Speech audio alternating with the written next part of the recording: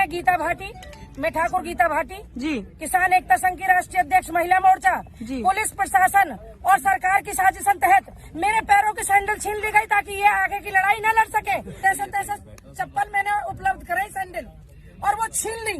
अब उन्हें कौन देगा? ये सरकार मेरी सैंडल दिवावे। जी बता दें।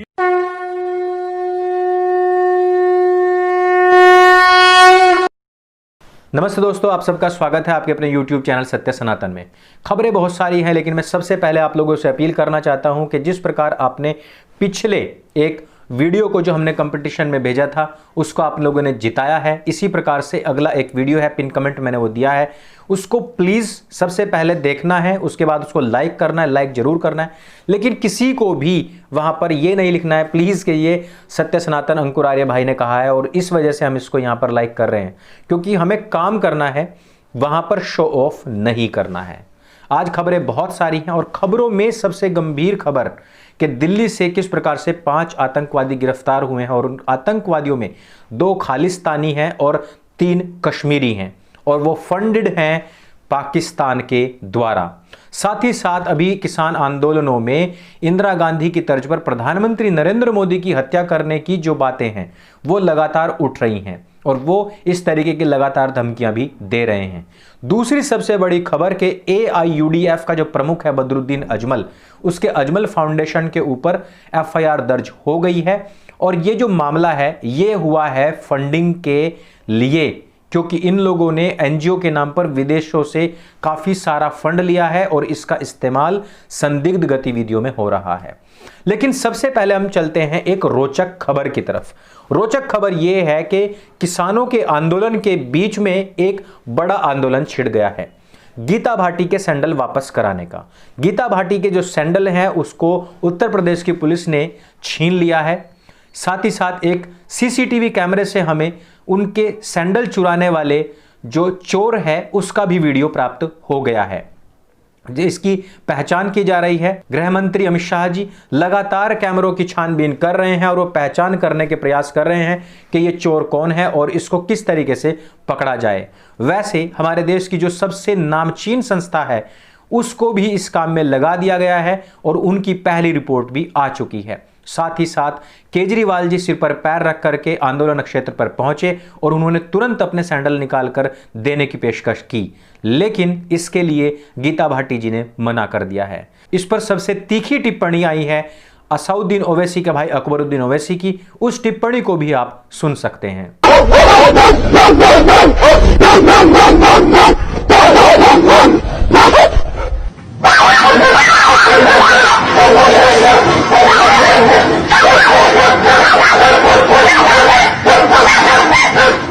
साथ ही साथ बुर्ज खलीफा पर भी ट्रेंड कराया गया कि गीता भाटी के सैंडल वापस करो। योगी जी भी परेशान है कि किस तरीके से उत्तर प्रदेश के अंदर लॉ एंड ऑर्डर की स्थिति इतनी ज्यादा खराब हो गई है।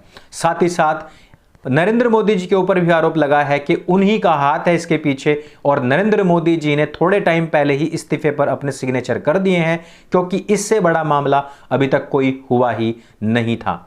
हम भी अपील करते हैं कि बड़ी से बड़ी संस्था इसके पीछे लगाई जाए, लेकिन गीता भाटी जी के चप्पल मिलने चाहिए, क्योंकि इसकी वजह से राष्ट्रीय पार्टियों के जो मुखिया हैं उन तक को बवासीर हो गई है और उनके बहुत सारे महत्वपूर्ण काम छूट रहे हैं। गीता भाटी के बाद में हम सीधे पहुंचते हैं AIUDF के प्रमुख के खिलाफ हुई FIR पर। 4 दिसंबर 2020 को असम के दिसपुर में एक FIR दर्ज होती है। गुवाहाटी के जो CP हैं वो हैं MS गुप्ता जी। इन्होंने बताया है कि यह मामला सत्यरंजन बोराह द्वारा दर्ज कराई गई शिकायत के बाद में दायर किया गया था, जिसने कि NGO पर विदेशी फंड प्राप्त करके संदिग्ध गतिविधियों में इसका इस्तेमाल करने का आरोप लगाया था। इन्होंने यानी कि सत्यरंजन बोराह द्वारा जो दर्ज की गई है शिकायत है वो लीगल एक्टिविस्ट समूह लीगल राइट्स ऑब्जर्वेटरी LRO की रिपोर्ट पर आधारित है। दोस्तों, अभी आसाम के अंदर जिस प्रकार से AIUDF के प्रमुख ने पहले भी काफी सारे धमकियां दी हैं, उनके आधार पर यह अंदाजा लगाया जा रहा है कि इनका जो फाउंडेशन है वो कहीं ना कहीं विदेशी एजेंसियों द्वारा वित्त पोषित है, जो विभिन्न प्रकार की आतंकवादी समूहों और उनके आतंकवादी गतिविधियों के वित्त पोषण से संबंधित है। रिपोर्ट को ध्यान में रखते हुए गैर कानूनी गतिविधि रोकथाम अधिनियम के तहत इस संबंध में उचित जांच हो रही है। अजमल फाउंडेशन ने विदेशी फंड का कई राष्ट्र विरोधी गतिविधियों में दुरुपयोग भी किया है। इस प्रकार से वहां के जो पुलिस है उन्होंने इस बात को बताया है। बोरा ने AIUDF प्रमुख को गिरफ्तारी और राष्ट्रीय अखंडता, संप्रभुता और सामाजिक सद्भाव बनाए रखने के लिए उसे उचित सजा देने की भी मांग की है। फंडिंग से मुझे जो अगली बात याद आती है वो आती है यहां दिल्ली के अंदर जो अभी गिरफ्तारियां हुई हैं। जिस प्रकार से अजमल को विदेशों से 70-75 करोड़ रुपए आराम से फंड होते हैं, उसी प्रकार से यहां पर भी फंडिंग हुई है। AIUDF के प्रमुख की जो जांच है वो तो होगी और इसमें बाद में जो खुलासे होंगे वो तो होंगे ही, लेकिन दिल्ली के अंदर जो हुआ है वो बहुत ही महत्वपूर्ण मामला है। यहां पर गुरजीत और सुखदीप नाम के 2 खालिस्तानी मिले हैं और अयूब और शब्बीर नाम के 2 मुस्लिम आतंकवादी जो कि कश्मीर से संबंधित हैं, इनको पकड़ा गया है। दिल्ली में ये जो लोग थे ये एक किसी बड़े आतंकी हमले की साजिश को रच रहे थे। दिल्ली पुलिस की स्पेशल सेल ने सोमवार को यानी कि आज 7 दिसंबर 2020 को शकरपुरा क्षेत्र से इन 5 आतंकवादियों को गिरफ्तार किया है। अभी तक ये नहीं पता चला है कि ये आतंकवादी किस संगठन से सीधा ताल्लुक रखते हैं, लेकिन इनमें से 2 पंजाब के खालिस्तानी आतंकी हैं जो कि पता लगा है अभी तक, और बाकी के जो 3 हैं वो जम्मू कश्मीर के आतंकी हैं।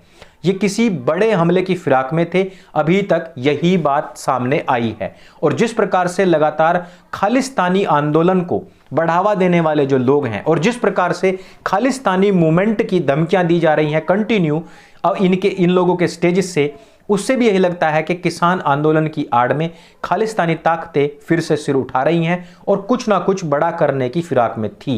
जिस प्रकार से उन्होंने भी कहा है कि हम 158 डेज से ज़्यादा किसी को देते नहीं और उसके बाद में हम किसी को निपटा ही देते हैं, जैसे कि हमने इंदिरा के साथ में भी किया था और अब मोदी के साथ में भी यही करेंगे। कहीं ना कहीं जो अंदर खाने की बातें हैं वो निकल करके सामने आ रही हैं। मीडिया रिपोर्ट्स में ये भी बताया गया है कि इन 5 आतंकवादियों को गिरफ्तार किए जाने से पहले दिल्ली पुलिस की जो स्पेशल सेल है इनके साथ में इनकी मुठभेड़ भी हुई है। दोनों तरफ से गोलीबारी के बाद इन्हें धर दबोचा गया है। इनके पास से बड़ी मात्रा में हथियारों के अलावा एक भड़काऊ मटेरियल भी जब्त हुआ है। 2 कश्मीरी आतंकवादियों की पहचान मोहम्मद अयूब और मोहम्मद शब्बीर के रूप में हो चुकी है।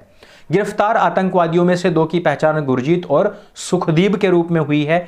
इन्होंने एक शौर्य चक्र से सम्मानित सैन्य अधिकारी की भी हत्या की थी, जिसकी की खबर पिछले दिनों सभी मेन न्यूज मीडिया चैनल्स पर हमने देखी थी। बताया गया है कि इन आतंकवादियों को पाकिस्तान की ISI से फंडिंग मिल रही थी। इससे 20 दिन पहले ही दिल्ली पुलिस ने खान मार्केट से जैश ए मोहम्मद के 2 अन्य आतंकवादियों को गिरफ्तार करके एक बड़े हमले की साजिश को भी नाकाम किया था। हाल ही में लगातार जो खबर आई है पाकिस्तान समर्थित आतंकवादी संगठन और इसके इंटर सर्विसेज इंटेलिजेंस यानी कि ISI की ये नई साजिश है कि अब जम्मू कश्मीर के साथ साथ पंजाब के रास्ते चीन के ड्रोन्स के माध्यम से खतरनाक हथियार और अन्य दहशत का जो साजो सामान है वो भारत भेजा जाए। और दोनों मिलकर के जिस प्रकार से हम देख भी रहे हैं कि इस आंदोलन में भी सिखों ने एक जत्था बनाया हुआ है चारों तरफ से घेर करके और बीच में मुसलमानों को नमाज पढ़वा रहे हैं। ये कहीं ना कहीं संकेत करता है, क्योंकि सिखों का जो इतिहास रहा है वो इस तरीके का नहीं रहा है और इस विरोधाभास को यदि हम देखें तो कहीं ना कहीं इसके पीछे कोई बड़ी साजिश काम कर रही है, उसका खुलासा होना जरूरी है।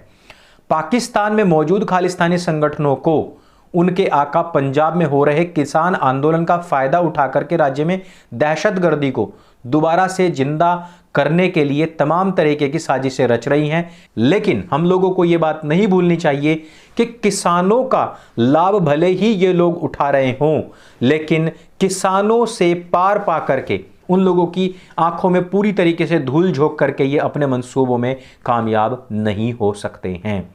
रह रह करके सच्चाइयां सामने आ रही हैं, जिस प्रकार से जैश ए मोहम्मद, लश्कर ए तैयबा और फिलहाल ये ISI द्वारा फंडेड 5 लोग जो पकड़े गए हैं, किसानों के आंदोलनों में भी अन्य 28 राज्यों के लोगों का शामिल ना होना, कुछ अपॉर्चुनिस्ट लोगों का एक दो स्थान पर बैठना और सैंडल जैसे मुद्दे को उछालना और जिस प्रकार से नरेंद्र मोदी जी को मारने की, हत्या की जो धमकियां दी जा रही हैं इंदिरा गांधी की तर्ज पर, ये सब बातें खुलासा करती हैं कि इनका किसानों के वेलफेयर से कोई सीधा संबंध नहीं, बल्कि इनके मंसूबे कुछ और हैं और ये लोग कहीं ना कहीं फंडेड हैं।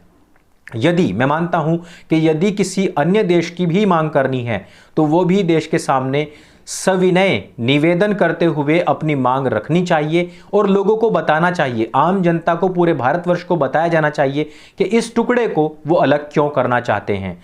और यदि वो पंजाब के इस रीजन को अलग करना ही चाहते हैं तो 57% जो पंजाब क्षेत्र है वो तो पाकिस्तान के पास में है, भारत के पास में तो कम ही क्षेत्र आया था। तो मैं पूछना चाहता हूं इन लोगों से कि आप कृपा करके पाकिस्तान के उस हिस्से को काटने की बात क्यों नहीं करते हैं? यह जो पाकिस्तान में हिस्सा है पंजाब का, उसको आप वापस लेने की बात क्यों नहीं करते हैं? केवल और केवल भारत का ही टुकड़े को काट करके अलग अन्य खालिस्तान देश क्यों बनाना चाहते हैं? इन सब बातों को भारत की जनता को जानने का अधिकार भी है और इन लोगों को बताना भी चाहिए। यदि ये वीडियो आपको जानकारी से भरपूर लगे, अच्छी लगे तो इसको सबके साथ में शेयर अवश्य करें। सत्य सनातन आपका अपना चैनल है, इसको सब्सक्राइब अवश्य करें और कंपटीशन में जो मैंने वीडियो पिन कमेंट में दिया है उसको देखना है, शेयर करना और लाइक करना ना भूलें। मेरे संग बोलिए सत्य सनातन वैदिक धर्म की जय। जय हिंद, वंदे मातरम।